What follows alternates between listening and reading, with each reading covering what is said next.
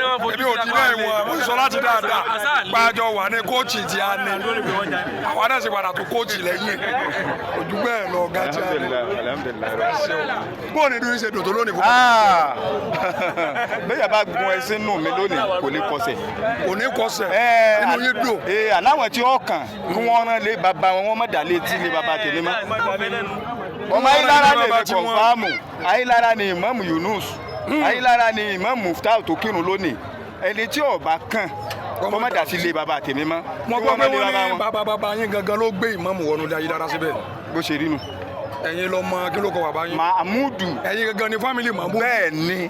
tó jẹ́ pé bàbá yín gangan ló gbé ìmáàmù wọlé. ẹni tó bá fẹ́ takò ó ti ń pera ẹ̀ lọ́mọ Ayílára lónìí kó pe nọ́mbà mi kó wá bá mi tàbí kó wá bá mi ní gbàgede ni. èmi ò kú òlẹ́dẹ̀ ọmọ àlè ní rí lè bàbá tiẹ̀ sá inú ilé Mahmudu náà mo wà dọ́là mọ́kànlé mi mo nílé mi tí mo ń gbé. ìmáàmù ọmọ Ògbómọ̀ṣọ́ ni. Inshallah àbúrò yín ni. Inshallah ẹgbẹ́ yín náà tún lẹni tí. tó wá kírun lónìí Muftau.